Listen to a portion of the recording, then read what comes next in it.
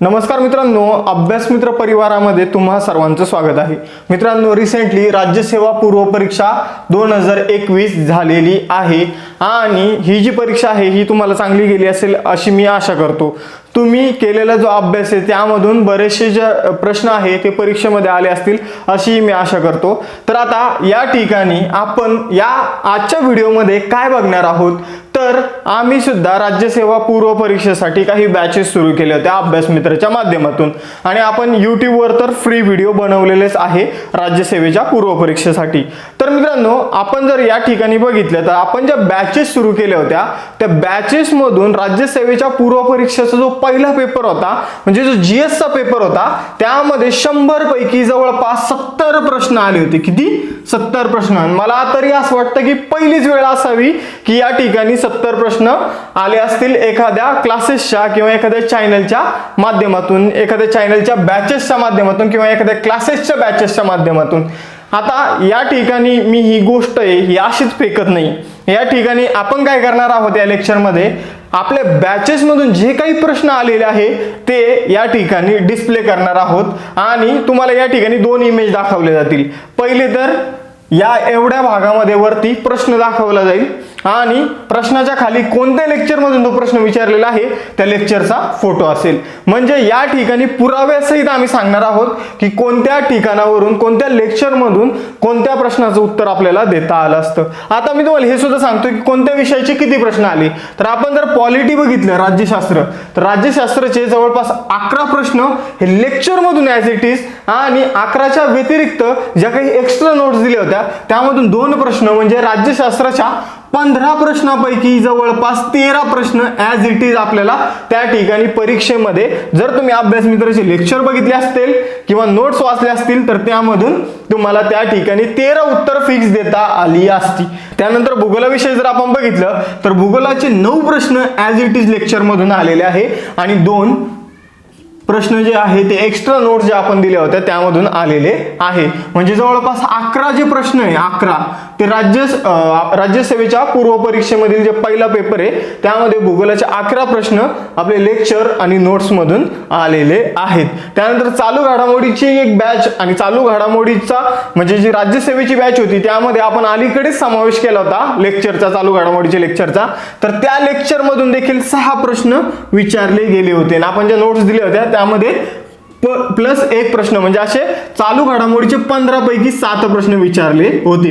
आता मित्रांनो, एक गोष्ट ह्या ठिकाणी सांगतो, ज्यांना चालू घडामोडीमध्ये जास्त मार्क पडतात त्यांचं परीक्षा क्रॅक करण्याचं जे प्रोबॅबिलिटी असते ती जास्त असते, त्यांची शक्यता जास्त असते की ते एक्झाम क्रॅक करू शकतात. म्हणजे या ठिकाणी जर 7 प्रश्न आले तर या ठिकाणी हे 7 प्रश्न आपल्याला जवळपास 14 मार्क मिळून देत होते. त्यानंतर जर आपण अर्थशास्त्राचा विचार केला तर 15 पैकी या ठिकाणी लेक्चर मधून 10 आणि नोट्स मधून 1 म्हणजे असे 11 प्रश्न विचारले होते. त्यानंतर विज्ञानाचा जर विचार केला तर विज्ञानाच्या 20 प्रश्नापैकी ॲज इट इज 12 प्रश्न लेक्चर मधून, त्यानंतर 3 प्रश्न नोट्स मधून आणि जशाच तसे म्हणजे आपण जर बघितलं तर 20 पैकी 15 प्रश्न या ठिकाणी विज्ञानाचे पेपरमध्ये विचारले गेले होते आपल्या बॅच मधील विज्ञानाच्या लेक्चर्स आणि नोट्स मधून. त्यानंतर इतिहासाचे 6 प्रश्न ॲज इट इज होते. इतिहासाचा जो सेक्शन होता तो थोडा हार्ड होता त्यामुळे थोडे कमी प्रश्न आले, 6 प्रश्न आले. मात्र इतिहासाच्या आपण ज्या नोट्स दिल्या होत्या त्यामधून 5 प्रश्न तुम्हाला त्या 5 प्रश्नाची उत्तरं सहजरित्या देता आली असती. तर मग जवळपास 11 प्रश्न तुम्ही इझिली सोडू शकला असता जर तुम्ही अभ्यास मित्राचे व्हिडिओज आणि नोट्सचा जर वापर केला असता तर. आणि पर्यावरणाचे त्या ठिकाणी 5 पैकी 2 प्रश्न तुम्हाला आपल्या लेक्चर मधून त्या ठिकाणी दिसून येतील. तर असे फक्त लेक्चर्स मधून 56 प्रश्न आणि नोट्स मधून जवळपास 14 प्रश्न असे एकूण 70 प्रश्न तुम्हाला त्या ठिकाणी राज्यसेवेच्या पूर्व परीक्षेच्या पहिल्या पेपरमध्ये म्हणजे जीएसच्या पेपरमध्ये दिसले असतील. तर ज्यांनी राज्यसेवेची बॅच जॉईन केली होती आणि चांगला अभ्यास केला होता त्यांना या 70 प्रश्न इझिली सोडवता आली असतील. मित्रांनो, आता आपण या ठिकाणी थेट बघणार आहोत, हे 56 प्रश्न आपण या ठिकाणी बघणार आहोत आणि नोट्सची मी PDF सेंड करेल की कोणत्या नोट्समधून कोणता प्रश्न विचारला गेला होता. तर या ठिकाणी आता आपण हे 56 प्रश्न बघणार आहोत की कोणत्या लेक्चरमधून कोणता प्रश्न विचारलेला आहे. तर मित्रांनो, प्रश्न बघण्या अगोदर काही अनाउन्समेंट करू इच्छितो, ती म्हणजे की अलीकडे जी येणारी विजेता बॅच आहे तिच्याशी संबंधित आपण एक कोर्स सुरू केलेला आहे, एक बॅच सुरू केलेली आहे. त्याची फी, त्याचा कालावधी जो आहे ती 1 महिन्याचा कोर्स असणार आहे आणि त्याची फी 513 रुपये असणार आहे. 500 रुपये आपली फी आणि 13 रुपये टॅक्सची असणार आहे. त्यानंतर MPSC फाउंडेशन बॅच 2, जी दुसरी MPSC फाउंडेशन बॅच आहे ती आपण सुरू करतोय. याची फी आहे 7,500 रुपये आणि तुम्हाला 200 रुपये एक्स्ट्रा टॅक्सचे द्यावे लागणार आहे. असे मिळून 7,700 त्याची फी आहे. त्याचबरोबर MPSC प्रिलिम्स बॅच सुद्धा आपण सुरू करतोय. त्याची फी 4,000 रुपये, 105 रुपये जो एक्स्ट्रा टॅक्स आहे त्या ठिकाणी तुम्हाला द्यावा लागणार आहे आणि टोटल फी आहे 4,105 रुपये. आणि तुम्हाला या दोन्ही बॅचची पूर्ण फी पे करायची गरज नाही. कोणत्या बॅचची? MPSC फाउंडेशन बॅचची आणि MPSC प्रिलिम्स बॅचची. 26 जानेवारीच्या दिवशी आपण ही बॅच सुरू करत असल्याने त्या ठिकाणी तुम्हाला 26% डिस्काउंट देण्यात आलेला आहे. किती टक्के डिस्काउंट? 26% डिस्काउंट देण्यात आलेला आहे. आणि जी प्रिलिम्सची बॅच आहे ती 8 महिन्यांसाठी आपण सुरू करतोय. प्रिलिम्सची बॅच, MPSC प्रिलिम्स बॅच, आणि जी फाउंडेशन बॅच आहे ती 1 वर्षासाठी सुरू करतोय. किती वर्षासाठी? 1 वर्षासाठी. तर या दोन्ही बॅचेस मध्ये तुम्हाला जे डिस्काउंट दिले जाणार आहे ते 26% डिस्काउंट दिलं जाणार आहे. तर रिपब्लिक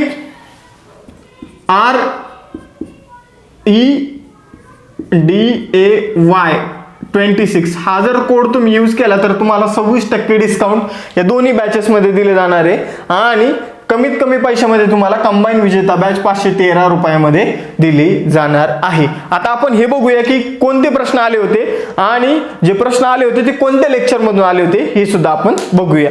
तर मग आता यामध्ये सुरुवातीला आपण पॉलिटीचे जे प्रश्न आहे 11 प्रश्न ते कोणत्या लेक्चर मधून आले होते ते आपण बघूया. तर यामध्ये जो पहिला प्रश्न आहे तो विचारला होता की राष्ट्रपती कोणते जे विधेयक आहे ते संसदेकडे पाठवू शकतो, कोणतं पाठवू शकत नाही, याशी संबंधित पहिला प्रश्न होता. तुम्हाला प्रश्न दिसत असेल खाली, तुम्हाला त्याचं लेक्चरचा जो स्क्रीनशॉट आहे तो सुद्धा दिसत असेल. त्याचं उत्तर होतं A आणि C. त्यामध्ये फक्त काय तुम्हाला आयडेंटिफाय करायचं होतं की धन विधेयक राष्ट्रपती संसदेकडे पुनर्विचारासाठी पाठवू शकत नाही. त्यानंतर पॉलिटीचा जो दुसरा प्रश्न होता तो राष्ट्रीय आणीबाणीशी संबंधित होता. त्यामध्ये सशस्त्र बंड हा शब्द कोणत्या घटना दुरुस्तीने टाकण्यात आला हे आपल्याला विचारण्यात आलं होतं. तुम्हाला लेक्चरच्या स्क्रीनशॉट मध्ये डाव्या कोपऱ्यामध्ये वरती दिसत असेल की 44व्या घटना दुरुस्तीने तो शब्द ऍड करण्यात आला होता.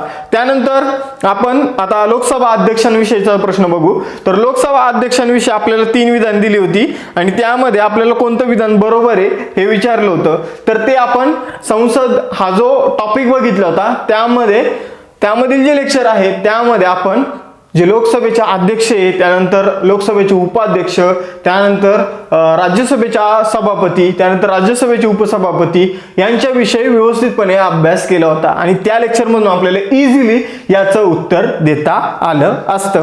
त्यानंतर विधान परिषदेशी संबंधित प्रश्न आला होता. तर त्यामध्ये विधान परिषदेत स्थायी सभागृह आहे, त्यानंतर त्यामध्ये त्याचे पदसिद्ध अध्यक्ष कोण असतात. तर पदसिद्ध अध्यक्षाचं जे वाक्य होतं ते त्या ठिकाणी चुकीचं होतं, बाकी सर्व वाक्य त्या ठिकाणी बरोबर होती. आणि मी तुम्हाला विधान परिषदेची रचना वगैरे कशी असते, कंपॅरिझन कसं आहे की विधान परिषद आणि राज्यसभेचं, त्यानंतर विधान परिषदेचे अधिकार कसे कंपॅरिझन करून राज्यसभेच्या तुलनेमध्ये, तर या सर्व गोष्टी सांगितल्या होत्या लेक्चरमध्ये. त्या सर्व गोष्टी तुम्हाला दिसल्या असतील. जर तुम्ही बॅचमध्ये तुम्ही जर बॅच जॉईन केलेली असेल तर तुम्ही ते लेक्चर निश्चितच बघितलं असेल. त्यानंतर राष्ट्रपतीच्या निवडणुकीत थेट भाग कोण घेतात, तर हे मी युट्यूबवर सुद्धा सांगितलं होतं. युट्यूबवर आपलं संपूर्ण पॉलिटिक्सचं जे लेक्चर आहे त्यामध्ये मी तुम्हाला 2, 3, 4 वेळा रिपीट करून सांगितलं होतं आणि आपल्या बॅचमध्ये जे लेक्चर आहे त्यामध्ये सुद्धा राष्ट्रपतीचे जे लेक्चर आहे त्यामध्ये खूप वेळा रिपीट करून सांगितलं होतं की राष्ट्रपतीच्या निवडणुकीमध्ये कोण भाग घेतात, तर फक्त निर्वाचित सदस्य म्हणजे फक्त निवडून आलेले सदस्य त्या ठिकाणी भाग घेतात. त्या ठिकाणी कोणते सदस्य भाग घेत नाहीत, नामनिर्देशित सदस्य त्या ठिकाणी भाग घेत नाही आणि विधान परिषदेचे सर्व सदस्य जे आहे ते त्या ठिकाणी भाग घेत नाही. विधानसभेचे निर्वाचित सदस्य, त्यानंतर लोकसभेचे निर्वाचित सदस्य आणि राज्यसभेचे निर्वाचित सदस्य त्या ठिकाणी राष्ट्रपतीच्या निवडणुकीमध्ये भाग घेतात. राष्ट्रपतीला जर पदावरून काढायचं असेल तर त्या ठिकाणी कोण भाग घेतं, तर राज्यसभा आणि लोकसभेचे सर्व सदस्य त्या ठिकाणी भाग घेतात. तर या गोष्टी आपण पूर्ण व्यवस्थितपणे अभ्यासल्या होत्या. आता यानंतर पुढील प्रश्न जर आपण बघितला तर आपल्या घटनेची जी वैशिष्ट्ये आपण कोणत्या आदेशाकडून काय घेतलेले आहे याविषयीशी संबंधित जे लेक्चर आहे त्यातून तुम्हाला हे जोडी लावाचा हा प्रश्न आहे की एकेरी नागरिकत्व आपण कोणाकडून घेतलं, त्यानंतर न्यायालयीन पुनर्विलोकन आपण कोणाकडून घेतलं, एकेरी नागरिकत्व इंग्लंडकडून घेतलं, न्यायालयीन पुनर्विलोकन आपण अमेरिकेकडून घेतलेलं आहे. त्याचबरोबर पुढे काय दिलं, जे मार्गदर्शक तत्व आहे ते आपण आयर्लंडकडून आणि सूची जी आहे समवर्ती सूची वगैरे ते आपण कोणाकडून घेतलेले, ऑस्ट्रेलियाकडून घेतलेलं आहे.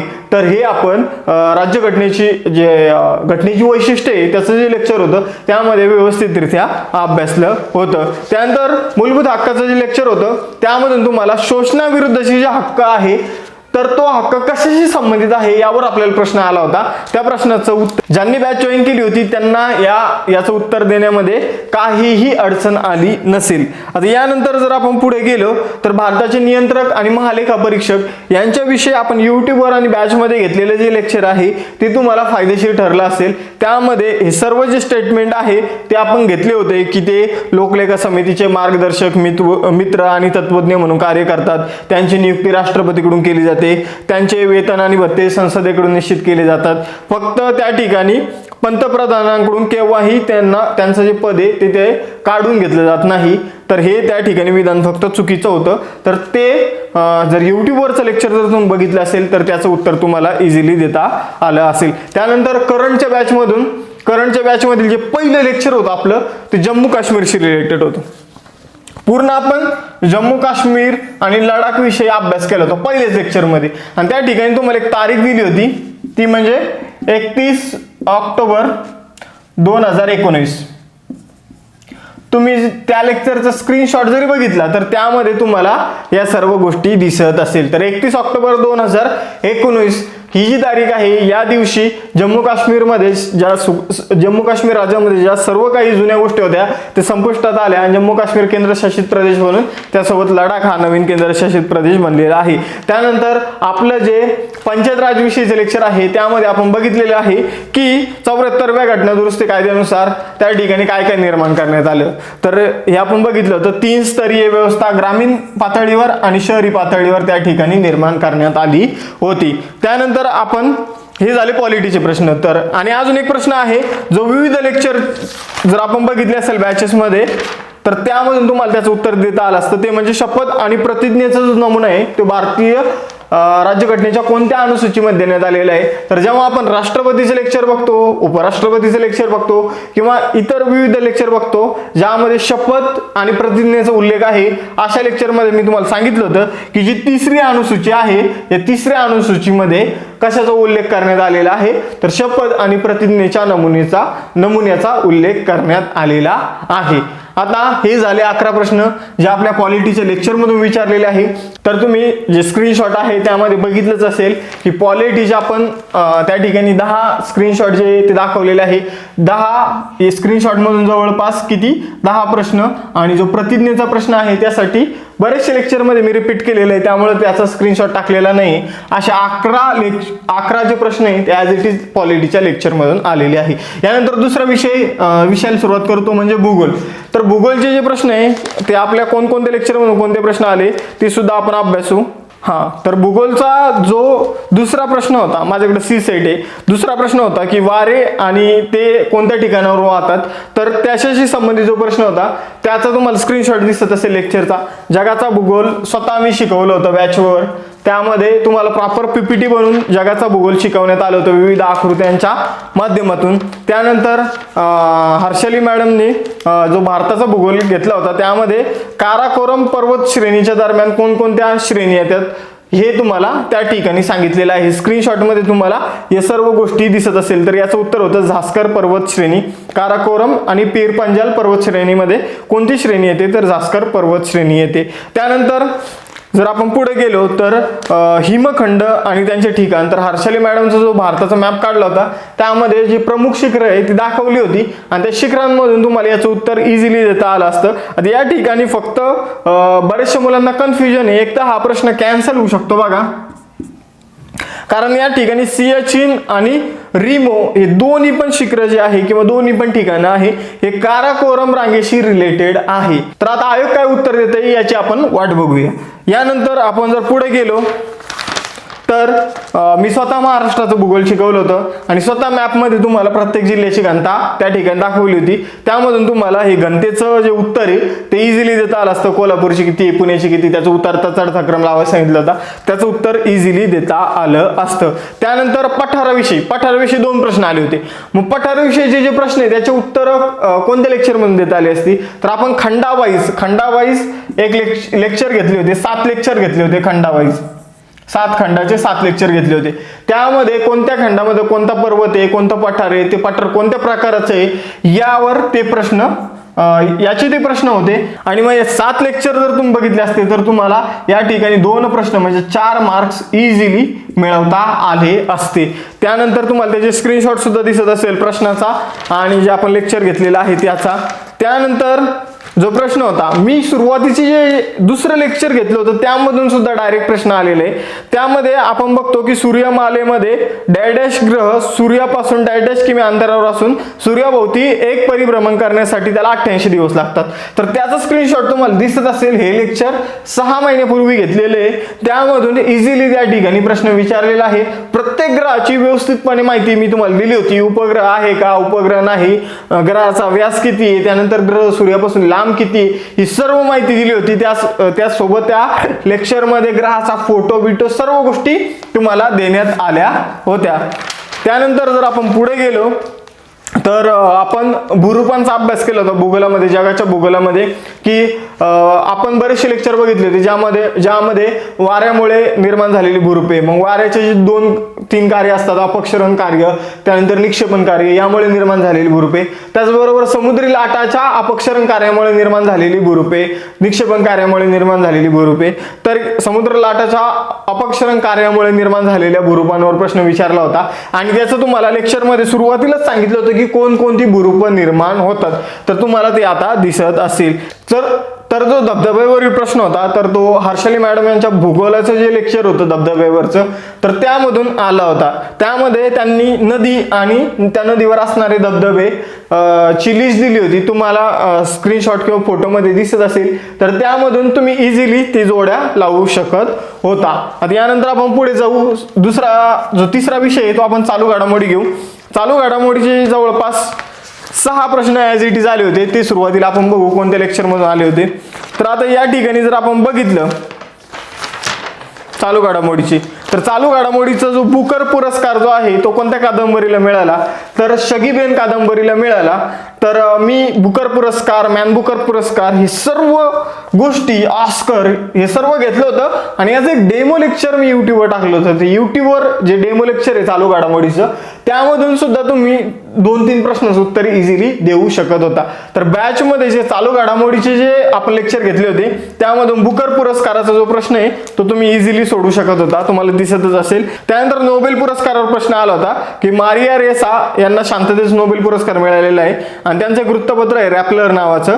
तर याची स्थापना कशासाठी झाली, तर यावर प्रश्न होता. याचा सुद्धा आपण व्यवस्थितपणे अभ्यास केला होता. त्याचबरोबर जर आपण बघितलं तर जम्मू काश्मीरवर चालू घडामोडीमध्ये सुद्धा प्रश्न आला होता. जम्मू काश्मीरवर नसून लडाखवर प्रश्न होता की लडाख हा केंद्रशासित प्रदेश 31 ऑक्टोबर 2019 ला निर्माण झाला. पहिलेच लेक्चर आहे, करंटचं पहिलेच लेक्चर आहे. त्यामध्ये सर्व दिसत असेल तुम्हाला की करंटच्या पहिल्या लेक्चर मध्ये जे 2 जिल्हे, त्यानंतर जम्मू काश्मीरचे नायब राज्यपाल कोण आहे त्यांचं नाव दिलं होतं, पोलीस प्रमुखांचं देखील नाव त्या ठिकाणी तुम्हाला दिलं होतं. तर ॲज इट इज तुम्हाला त्याचं उत्तर देता आलं असतं जर तुम्ही ते लेक्चर बघितलं असतं तर. त्यानंतर ज्ञानपीठ पुरस्कार कोणामार्फत देण्यात येतो, तर तो भारतातील साहित्य क्षेत्रातील सर्वोच्च पुरस्कार आहे. पण तो कोणामार्फत देण्यात येतो, तर तो जैन कुटुंबामार्फत देण्यात येतो. कोणामार्फत, जैन कुटुंबामार्फत. जैन कुटुंबानी ज्ञानपीठ नावाचा एक ट्रस्ट स्थापन केला, ज्ञानपीठ नावाची एक संघटना स्थापन केली. त्या संघटनेच्या मार्फत हा पुरस्कार देण्यात येतो. तर हे मी तुम्हाला लेक्चर मध्ये सांगितलं होतं. जर तुम्हाला ते आठवत असेल, जर तुम्ही ते लेक्चर बघितलं असेल तर त्यामधून तुम्हाला या प्रश्नाचं उत्तर इझिली देता आलं असतं. भारतामधील सर्वोच्च साहित्य पुरस्कार आहे, पण हा कोणामार्फत देण्यात येतो? भारत सरकारमार्फत नाही, जैन कुटुंबामार्फत हा पुरस्कार देण्यात येतो. म्हणजे या ठिकाणी भारत सरकार हा पर्याय कॅन्सल झाला असता, महाराष्ट्र सरकार हा पर्याय कॅन्सल झाला असता. त्यानंतर भारतीय विद्या भवनचा या ठिकाणी संमती देत नाही, फक्त एकच पर्याय उरतो, भारतीय ज्ञानपीठ या सांस्कृतिक संघटनेने हा पुरस्कार दिलेला आहे. तर जैन कुटुंबाने या संघटनेची स्थापना केलेली आहे. त्यानंतर मुंबई महानगर परिक्षेत्रामध्ये किती महानगरपालिका आहे यावर प्रश्न विचारला होता. आपण एक योजना बघितली होती, योजनेमध्ये झोपडपट्टी पुनर्वसन विषयी योजना होती. त्यामध्ये आपण सांगितलं होतं की ती जी योजना आहे त्या योजनेमध्ये झोपडपट्टींना चांगलं बनवण्यासाठी ती योजना सुरू करण्यात आली होती. आणि त्या योजनेमध्ये जे प्राधिकरण स्थापन करण्यात आलं होतं त्याचं मुख्यालय ठाणे या ठिकाणी होतं. आणि त्या ठिकाणी किती महानगरपालिकेचा समावेश करण्यात येतो हे देखील मी तुम्हाला त्या ठिकाणी सांगितलं होतं. तर या ठिकाणी पालिकेचा जो प्रश्न आहे, किती महानगरपालिका आहे, तर 9 महानगरपालिका आहे. त्याचं उत्तर तुम्हाला इझिली ते लेक्चर जर तुम्ही बघितलं असतं तर ते देता आलं असतं. पुढील विषय अर्थशास्त्र. तर अर्थशास्त्रावर देखील प्रश्न मीडियम लेवलचे होते, खूप इझी पण नव्हते, खूप हार्ड पण नव्हते. आता आपलं अर्थशास्त्राचं जे 3रं का 4थं लेक्चर आहे ते कशाशी संबंधित होतं? मी स्पेशल MDG मिलेनियम डेव्हलपमेंट गोल आणि SDG सस्टेनेबल डेव्हलपमेंट गोल्स यावर लेक्चर घेतलं होतं. आणि त्या लेक्चर मधून 2 प्रश्न आले होते. किती 2 प्रश्न आले होते? 2 प्रश्न. तुम्ही ॲज इट इज आता जरी त्याचा स्क्रीनशॉट बघितला तरी तुम्हाला आता त्याचं उत्तर देता येईल. ज्यांनी ते लेक्चर बघितलं त्यांना ते 4 मार्क मिळालेच असतील. तर सहस्त्र विकास उद्दिष्टामध्ये कशाचा समावेश होत नाही यावर एक प्रश्न होता. आणि एक जो प्रश्न होता तो होता शाश्वत विकास ध्येयांच्या संदर्भात खालीलपैकी कोणतं विधान योग्य आहे. या 2 प्रश्नांची उत्तर तुम्हाला SDG आणि MDG विषयी एकच लेक्चर बघायचं होतं. त्या लेक्चर मधून इझिली त्या 2 प्रश्नांची उत्तरं तुम्हाला देता आली असती. त्यानंतर चलनवाढीवर एक प्रश्न होता. तर तो आपण एकदम व्यवस्थितपणे डिस्कस केलं होतं, एकदम आकृती डायग्राम वगैरे काढून की कशा प्रकारे चलनवाढीचे प्रकारे, किती प्रकारे असते चलनवाढ, कोणती सर्वात चांगलं असतं, तर जी आपली चालणारी चलनवाढ असते ती सर्वात चांगली असते. तर हे सर्व आपलं डिस्कशन झालं होतं, त्यावरून तुम्हाला इझिली या प्रश्नाचं उत्तर देता आलं असतं. त्यानंतर आपण आर्थिक वृद्धी आणि आर्थिक विकास हे जे लेक्चर आहे यामधून एक बेसिक अंडरस्टँडिंग डेव्हलप करू शकतो की ज्या ठिकाणी आर्थिक वृद्धी होते त्या ठिकाणी जो आर्थिक विकास आहे तो जास्त होत नाही, मात्र ज्या ठिकाणी आर्थिक विकास होतो त्या ठिकाणी आर्थिक वृद्धी सुद्धा होत असते. तर याविषयीचं जे लेक्चर होतं पण त्यामध्ये पर्यावरणाची काय भूमिका असते या सर्व गोष्टी आपण डिस्कस केल्या होत्या. आणि त्यावरून तुम्हाला जो प्रश्न विचारला होता की पर्यावरण शाश्वतता हे उद्दिष्ट व आर्थिक वृद्धीचे उद्दिष्ट यामध्ये नेहमी संघर्ष असतो, तर हे विधान बरोबर होतं. आपण पर्यावरणाविषयी काम करायला लागलं तर त्या ठिकाणी आर्थिक वृद्धीचं म्हणजे जे आपलं इन्कम वाढवण्याचं उद्दिष्ट आहे यामध्ये संघर्ष निर्माण होतो. आणि विकास आणि पर्यावरण शाश्वतता यामध्ये नेहमी परस्पर विरोध असतो. तर हे विधान सुद्धा बरोबर होतं. आणि या प्रश्नाचं उत्तर तुम्हाला ते 2रं का 3रं लेक्चर आहे अर्थशास्त्राचं त्यामधून इझिली देता आलं असतं. यानंतर जर आपण पुढील प्रश्न बघितला तर आपण चालू घडामोडी मध्ये निर्देशांक बघितले, जवळपास 70 ते 80 निर्देशांकांचा आपण अभ्यास केला होता. त्यामध्ये सुरुवातीला 6वा का 7वा जो निर्देशांक होता तो होता मानवी भांडवल निर्देशांक. तर याचा आपण अभ्यास चालू घडामोडीच्या लेक्चर मध्ये केला होता. हा अर्थशास्त्राचा प्रश्न असला तरी पण आपण याचा जो अभ्यास आहे तो स्पेशली निर्देशांकाचे 3 लेक्चर घेतले होते चालू घडामोडीच्या लेक्चर मध्ये, त्यामध्ये आपण हा निर्देशांक कव्हर केला होता. त्यानंतर राष्ट्रीय उत्पन्ना विषयक एक जे लेक्चर आहे ते युट्यूबवर सुद्धा आहे आणि ॲपवर सुद्धा आहे. तर या लेक्चर मधून हा जो NNP विषयक प्रश्न होता, निव्वळ राष्ट्रीय उत्पादनाविषयी जो प्रश्न होता त्याचं उत्तर तुम्ही दिलं असेल अशी मी आशा करतो. आता या प्रश्नाचं उत्तर माझं स्वतः चुकलं. का चुकलं? तर मी अयोग्य हे वाचलं नव्हतं. मी त्या ठिकाणी योग्य चुकून मला असं वाटलं की या ठिकाणी योग्य हा शब्द दिलेला आहे, मी अयोग्य स्पष्टपणे वाचलं होतं. आणि मी या ठिकाणी जे योग्य विधानं होते खालची त्यांना टिक केलं होतं. घरी आल्यानंतर मला कळलं की आपल्याकडून ही मिसअंडरस्टँडिंग झालेली आहे. त्यानंतर जर आपण पुढे गेलो तर भारतीय लोकसंख्येच्या बाबतीत काय खरं आहे, यावर सुद्धा लोकसंख्येविषयक जे लेक्चर आहे त्यामध्ये सुरुवातीलाच मी ग्राफ दिलेला आहे की लोकसंख्या एकतर घटत चाललेली आहे आणि दुसरी म्हणजे युवकांचं आपल्याकडे प्रमाण किती, तर युवकांचं प्रमाण आपल्याकडे जास्त आहे असा एक त्या ठिकाणी हे सुद्धा काढला होता, मनोरे आपण म्हणू शकतो. तर त्या ठिकाणी आपण एक थोडासा ग्राफ काढला होता की त्या ठिकाणी तरुणांचं प्रमाण वगैरे किती आहे. तर या ठिकाणी फक्त जे विधान आहे ते बरोबर होतं. त्यानंतर जो प्रश्न होता वातावरणातील बदलाबाबत जो प्रश्न होता, तर समावेशक विकासाविषयी जे लेक्चर आपण घेतलं होतं त्यामध्ये योजनांचा अभ्यास केला होता. त्यामध्ये आपण एक योजना अभ्यासली होती बघा, national action plan on climate change NAPCC. यावर डायरेक्ट प्रश्न विचारण्यात आला होता. त्या प्रश्नाचं उत्तर तुम्हाला अर्थशास्त्राचं जे शेवटचं लेक्चर आहे, अर्थशास्त्र बॅचमध्ये जे शेवटचं लेक्चर आहे त्या लेक्चरमधून याचं उत्तर तुम्हाला इझिली देता आलं असतं. त्यानंतर जे राष्ट्रीय लोकसंख्या धोरण आहे, तर लोकसंख्येविषयीच्या लेक्चरमध्ये शेवटी आपण जे लोकसंख्या धोरण आहे 1976चं आणि 2000चं जे लोकसंख्या धोरण आहे त्याची उद्दिष्ट काय होती ते एकदम व्यवस्थितपणे डिस्कस केलं होतं. तुम्हाला स्क्रीनशॉटमध्ये दिसत असेल की तुम्ही या प्रश्नाचं उत्तर इझिली देऊ शकत होता. त्यानंतर नीती आयोगाच्या 2017 आणि 2020 या त्रैवार्षिक आराखड्याची उद्दिष्ट ही आहे. तर त्यामध्ये सन 2022 पर्यंत शेतकऱ्याचे उत्पन्न दुप्पट करणे, बाकी 2-3 विधानं दिलेली आहे. तर मी तुम्हाला सांगितलं होतं योजनाचं आपलं एक लेक्चर आहे करंटचं, त्यामध्ये 2-3 वेळा सांगितलं की 2022 पर्यंत आपण काय करणार आहे, शेतकऱ्यांचं उत्पन्न दुप्पट करणार आहे आणि जे मासेमारी करणारे लोक आहे त्यांचं 2024 पर्यंत उत्पन्न दुप्पट करणार आहे. याविषयी 2-3 वेळा आपण डिस्कशन केलं होतं आणि यावरच प्रश्न परीक्षेमध्ये विचारण्यात आला होता. तर जरी आपण बघितलं की फक्त करंटच्या सेक्शनमधून 6 प्रश्न आले होते, पण वेगवेगळ्या सेक्शनमधून करंटशी रिलेटेड अजून 4-5 प्रश्नाची उत्तर आपण देऊ शकत होतो. म्हणजेच करंटची फक्त तुम्ही करंटची जरी बॅच केली असती तर तरी तुम्हाला 11 ते 12 प्रश्नाची उत्तरं इझिली देता आली असती.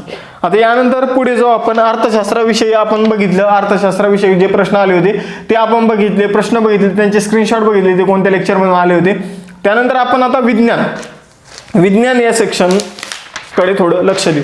तर विज्ञान सेक्शनमध्ये सुरुवातीला आपण केमिस्ट्रीचे प्रश्न बघू जे आले होते. तर केमिस्ट्रीच्या प्रश्नामध्ये अणुविषयक जो प्रश्न विचारला होता की अणु हा विद्युत भारदृष्ट्या उदासीन असतो. बरोबर, तो उदासीन असतो कारण त्यामध्ये पॉझिटिव्ह भार असलेला प्रोटॉन असतो, त्यानंतर जो निगेटिव्ह भार असलेला इलेक्ट्रॉन असतो. बरोबर, आणि दोघांचं प्रमाण सारखं असल्याने तो कसा असतो, विद्युतदृष्ट्या उदासीन असतो. आणि या ठिकाणी दुसरं जे वाक्य होतं, मॅडमने तुम्हाला लेक्चरमध्ये हे सर्व गोष्टी दिलेल्याच आहे. त्या ठिकाणी दुसरं जे वाक्य आहे, केंद्रकाभोवती फिरणारे सर्व इलेक्ट्रॉनचा ऋण विद्युत प्रभार व केंद्रकावरील ऋण भार समान असतो. तर त्या ठिकाणी तुम्हाला सांगितलंच असेल मॅडमनी की केंद्रकावर ऋण प्रभार नसून त्या ठिकाणी धन प्रभार असतो, त्यामुळं अणु हा विद्युतदृष्ट्या उदासीन असतो. तर हा प्रश्न बऱ्याचशा जणांचा बरोबर सुद्धा आला असेल आणि चुकला सुद्धा असेल. त्या ठिकाणी आयोगाने काय केलं होतं, थोडं तुमच्यासोबत काय केलं होतं, थोडं ट्रिक मध्ये टाकलं होतं, तुम्हाला गोंधळात टाकलं होतं आयोगाने त्या ठिकाणी तुम्हाला. त्यानंतर पर्यावरणाचं आपलं पहिलंच लेक्चर आणि पहिलाच जो तुम्हाला पर्यावरणाच्या लेक्चरच्या सुरुवातीला दिसत असेल की मी तुम्हाला सांगितलं होतं की इकॉलॉजी हा शब्द कोणत्या शास्त्रज्ञाने दिलेला आहे किंवा कोणत्या शास्त्रज्ञाने शोधलेला आहे. तर इकॉलॉजी हा शब्द अर्नेस्ट हेकल या शास्त्रज्ञाने शोधलेला आहे. याचा सुद्धा स्क्रीनशॉट तुम्हाला त्या ठिकाणी दिसत असेल. आता परत आपण केमिस्ट्रीच्या प्रश्नावर येऊ. माणसाच्या पोटामध्ये कोणता जठर रस स्त्रवतो, तर ते सुद्धा तुम्हाला त्या ठिकाणी दिलेलं आहे. त्याचं उत्तर होतं हायड्रोक्लोरिक आम्ल म्हणजे HCl आणि पेप्सिन. तर हे त्याचं उत्तर होतं. हे सुद्धा तुम्हाला स्क्रीनशॉटमध्ये दिसत असेल. त्यानंतर अजून एक प्रश्न होता की कॅल्शियम ऑक्साईडची स्टेबल ऑक्टेट म्हणजे त्या ठिकाणी जर एखादा अणू आहे तर त्याला स्टेबल राहायचं असेल तर त्याच्याकडे किती इलेक्ट्रॉन असावे लागतील, तर त्या ठिकाणी 2 इलेक्ट्रॉन असावे लागतील किंवा 8 किंवा 18 असं ते इलेक्ट्रॉनचं रूपन मॅडमने तुम्हाला शिकवलं होतं. तर त्याच्यावर हा प्रश्न डिपेंड होता.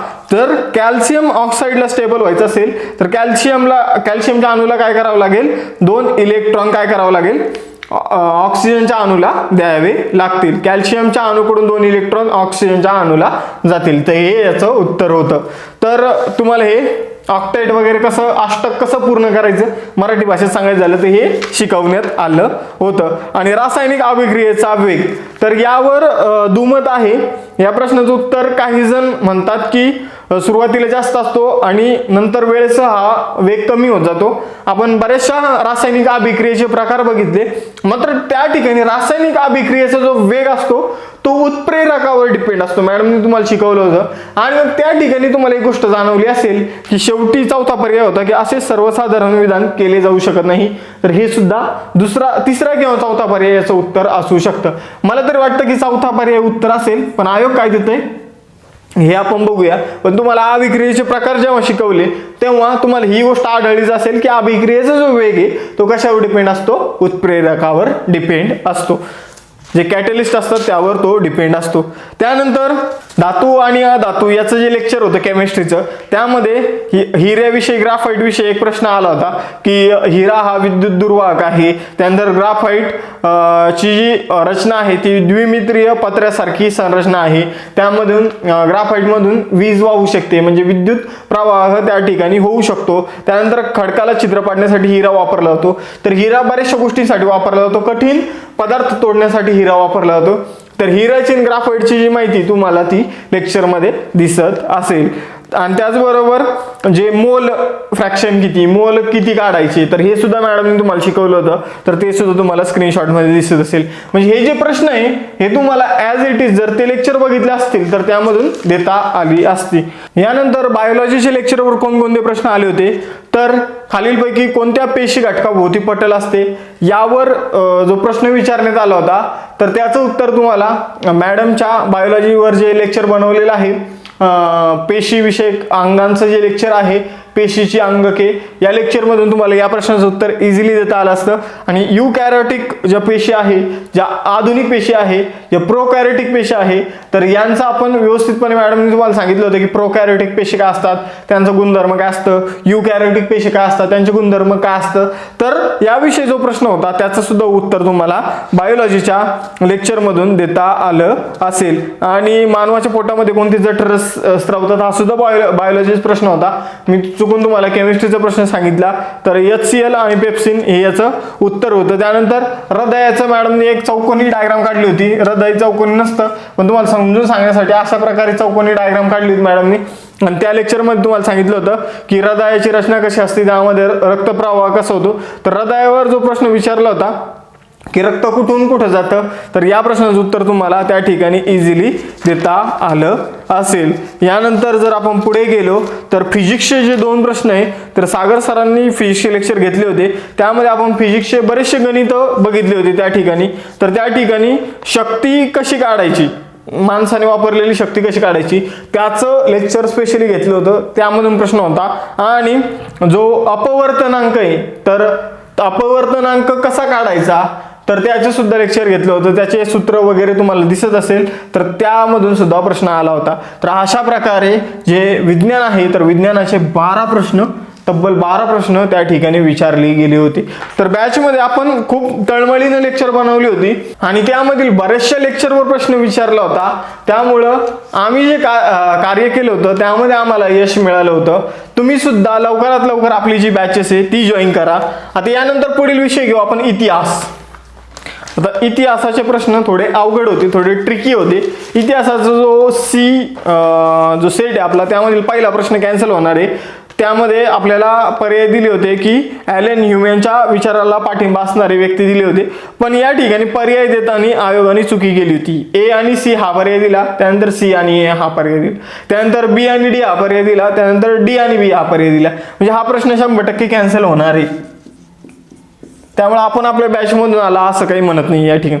त्यानंतर जो गुलबदन बेगम विषयीचा जो प्रश्न होता की गुलबदन बेगमने काय लिहिलं, हुमायूनामा, आणि ते जोड्या लावण्यावर जो प्रश्न होता त्याचा आपण अभ्यास मध्ययुगीन भारताच्या इतिहासामध्ये केला होता. तुम्हाला स्क्रीनशॉटमध्ये दिसत असेल. थोडं मी झाकलं गेलेलं आहे त्या ठिकाणी माझ्यामुळं, तरी तुम्ही कोपऱ्यामध्ये बघू शकता. त्यानंतर मारुती सरांनी तुम्हाला काय शिकवलं होतं, समाजसुधारक शिकवले होते. तर मग समाजसुधारकांचे जे बॅचमधील विद्यार्थी आहेत त्यांना माहित असेल की मारुती सरांनी सर्व समाजसुधारक त्या ठिकाणी घेतलेले आहे. तर त्या ठिकाणी एक प्रश्न होता की खालीलपैकी विसंगत शीर्षक ओळखा. त्या ठिकाणी विठोबाची शिकवण, कुलकर्णी लीलामृत, शेटजीचा प्रताप आणि शेतकऱ्याचा आसूड या अशा आपल्याला काही नावं दिली होती. तर शेतकऱ्याचा आसूड हा जो ग्रंथ आहे किंवा हे जे पुस्तक आहे महात्मा फुले यांचं आहे आणि महात्मा फुलेंची इतर पुस्तकांची यादी तुम्हाला त्या ठिकाणी दिली असेल. आता महात्मा फुलेंचं हे पुस्तक या ठिकाणी दिलेलं आहे, तर उर्वरित 3 पुस्तकं इतर लेखकाचे असतील. मग आता या ठिकाणी जो विसंगत शीर्षक होतं ते होतं शेतकऱ्याचं आसूड, कारण इतर कोणतं महात्मा फुलेंचं पुस्तक आपल्याला इतर शब्दामध्ये दिसून येत नाही. त्यामुळं याचं देखील उत्तर तुम्ही बरोबर दिलं असेल अशा आशा करतो. त्यानंतर 1 मे 1960 रोजी मुंबईसह नवमहाराष्ट्र निर्माण झाला. त्यावेळी महाराष्ट्रामध्ये किती जिल्हे आणि किती तालुके होते? महाराष्ट्राच्या भूगोलाचं जे दुसरं लेक्चर आहे, पहिलं लेक्चर का दुसरं लेक्चर, त्यामध्ये मी तुम्हाला सांगितलं होतं की महाराष्ट्रामध्ये किती जिल्हे होते, किती तालुके होते, 26 जिल्हे होते. मग 26 जिल्ह्यामध्ये अजून 10 जिल्हे कधी आणि कोणत्या तारखेला नवीन जिल्हा ऍड झाला, हे सर्व गोष्टी आपण बघितल्या होत्या. त्यानंतर इतिहास आणि हा भूगोलाचा प्रश्न इतिहासामध्ये आला होता किंवा हा भूगोल आणि इतिहासाला जोडणारा प्रश्न होता असंही आपल्याला म्हणता येईल. त्यानंतर जो डेक्कन ॲग्रिकल्चर रिलीफ ऍक्ट विषयी जो प्रश्न विचारला होता, तर त्याचंही व्यवस्थितपणे आपण त्या ऍक्टचा, शेतकऱ्यांचा उठावाचा आपण अभ्यास केला होता. त्या लेक्चरमधून तुम्हाला या प्रश्नाचं उत्तर इझिली देता आलं असेल. त्यानंतर एक परत समाजसुधारकांवर प्रश्न होता, त्यांचं जे साहित्य होतं त्यावर प्रश्न होता. एकीकडे विठ्ठलरामजी शिंदे, दादो पांडुरंग तरखडकर, गोपाळ हरी देशमुख, ज्योतिराव फुले हे दिलं होतं आणि त्यांचे जे पुस्तकं होते ते सुद्धा तुम्हाला त्या ठिकाणी देण्यात आले होते. तर तुम्हाला त्याच्या जोड्या जुळवायचे होते. तर आपल्या समाजसुधारकांच्या लेक्चरमधून याचं उत्तर तुम्ही इझिली दिलं असेल अशी मी आशा करतो. त्याचबरोबर अजून एक प्रश्न होता, त्यामध्ये विठ्ठलरामजी शिंदे, खासेसाहेब पवार, त्यानंतर दिनकरराव जवळकर आणि श्रीपादराव शिंदे हे एकीकडे दिले होते आणि दुसरीकडे त्यांचं कार्य जे आहे ते तुम्हाला दिलं होतं. तर त्यामध्ये समाजसुधारकांचं जे लेक्चर आहे विठ्ठलरामजी शिंदे यांचं जर लेक्चर तुम्ही बघितलं असतं तरी तुम्हाला 2 जोड्या लावायचे जे प्रश्न होते त्याचं उत्तर इझिली देता आलं असतं. त्यानंतर जर आपण पुढे गेलो तर इतिहासाचे एवढे जे 6 प्रश्न होते ते ॲज इट इज लेक्चरमधून त्या ठिकाणी तुम्हाला त्याचं उत्तर इझिली देता आलं असतं. त्यानंतर पर्यावरणाचे जे 2 प्रश्न आहे यामध्ये एक ओझोन विषयीचा जो प्रश्न होता, तर ओझोन विषयीची सर्व माहिती आपण व्यवस्थितपणे घेतली होती. आणि त्यानंतर जे भारतीय गेंडा, त्यानंतर आशियाई हत्ती यावर जो प्रश्न विचारण्यात आला होता, तर या प्रश्नाचं देखील आपण पर्यावरणाच्या लेक्चरमध्ये सविस्तरपणे अभ्यास केला होता. तर मित्रांनो, अशा प्रकारे आपली जी बॅच होती राज्यसेवेची, प्रिलिमची बॅच आणि फाउंडेशन बॅच, यामध्ये जे लेक्चर होते त्यामधून 56 प्रश्न तुम्हाला त्या ठिकाणी पेपरमध्ये दिसून येतील आणि 14 प्रश्न नोट्स मधून तुम्हाला त्या ठिकाणी दिसतील. असे 70 प्रश्न तुम्हाला त्या ठिकाणी आलेले दिसतील. म्हणजे 70 प्रश्नाची उत्तरं एखादा जर सिरियस मुलगा त्या ठिकाणी त्याने सर्व हे लेक्चर जर बघितले असतील तर 70 प्रश्न इझिली तो बरोबर सोडवू शकत होता. माझे स्वतःचे पॉलिटीचे जे प्रश्न होते 15च्या 15 प्रश्न, त्यांना सोडवायला मला 5 ते 6 मिनिटं नाही लागले. बऱ्याचशा मुलांचे मला फोन आले की आम्हाला सुद्धा पॉलिटीचे प्रश्न सोडवण्यासाठी 10 मिनिटाचा सुद्धा वेळ नाही लागला. 10 मिनिटाच्या आत ही सर्व प्रश्न आम्ही सोडवले होते. ज्यांनी बॅच जॉईन केली होती त्यांनी फक्त 1 तास 10 मिनिटं, 1 तास 20 मिनिटं एवढ्या कालावधीमध्ये पेपर सोडवलेला आहे. GSच्या पेपरमध्ये मुलांना खरंच आपल्या लेक्चरचा खूप फायदा झालेला आहे. या आपण नवीन बॅचेस सुरू करतोय, तुम्ही सुद्धा या बॅचेस जॉईन करा. तुम्हाला सुद्धा येणाऱ्या जी जूनमध्ये परीक्षा आहे तिच्यामध्ये तुम्हाला या बॅचेसचा फायदा होईल. आपण जाणून बुजून MPSC प्रिलिम्स बॅच 8 महिन्याची ठेवलेली आहे.